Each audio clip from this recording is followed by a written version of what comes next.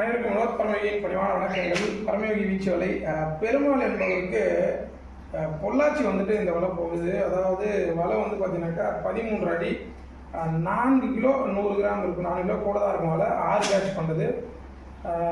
கை கவர்லாம் வந்து முறுக்குன கயிறு தான், சுத்து கயிறு மட்டும்தான் நம்ம இதில் ரெடிமேட் போட்டு கொடுத்துட்ருக்கோம். கேட்குறவங்க நம்ம முறுக்கு கயிறு கொடுக்குறோம், ஏன்னா அது வந்து முறிக்குது அப்படின்றதால சொல்கிறாங்க. அதை வந்து பயன்படுத்துறது கொஞ்சம் அவங்களுக்கு தெரியல, அதனால் நம்ம இந்த கயிறே கொடுக்குறோம். உள்கயிறு வந்து பார்த்தீங்கன்னாக்கா 14லேருந்து 15 உள்கயிறு, 2வது நம்பர் உள்கயிறு கொடுக்குறோம். ரொம்ப மகிழ்ச்சி. ஐயா வந்துட்டு நம்மகிட்ட கேட்டதாப்புல பொள்ளாச்சிக்கு இந்த வலை போகுது.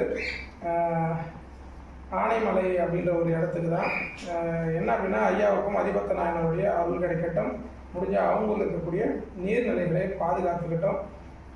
தயவு செய்து ஒரு ஆற்றில் போய் மீன் பிடிக்க போகிறோம் அப்படின்னாக்கா உரிமை கொண்டாடாதீங்க, இது என்னோட ஆறு அப்படின்னு சொல்லிட்டு நிறைய பேர் நம்மக்கிட்ட பதிவும் சொல்லியிருந்தாங்க. நானுமே அதில் நிறைய பாதிப்படைஞ்சிருக்கேன்.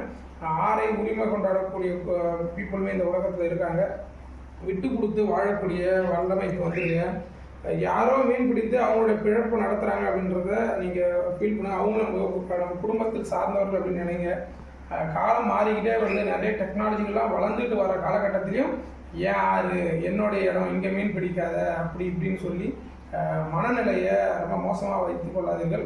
நல்ல மனசோட வாழறதுக்கு முயற்சி பண்ணுங்கள். இது எல்லாமே பொதுவானது. குத்தகை விட்ட ஏரி குளங்கள் நான் சொல்லலை, பொதுவான ஆற்று படுகையில் மீன் பிடித்து வாழ்வாதாரத்தை போக்கிக் கொள்ளக்கூடிய மீனவ சமுதாயங்களுக்கு நான் சொல்கிறேன். அவங்களை யாரும் தொந்தரவு பண்ணாதீங்க, அவங்களுக்கு அதுதான் வாழ்வாதாரம். புரியும் நினைக்கிறேன். வாழ்க யோகம், யோகம் விளட்டம். அடுத்த பதிவில் கண்டிப்பாக சந்திக்கிறேன். நன்றி.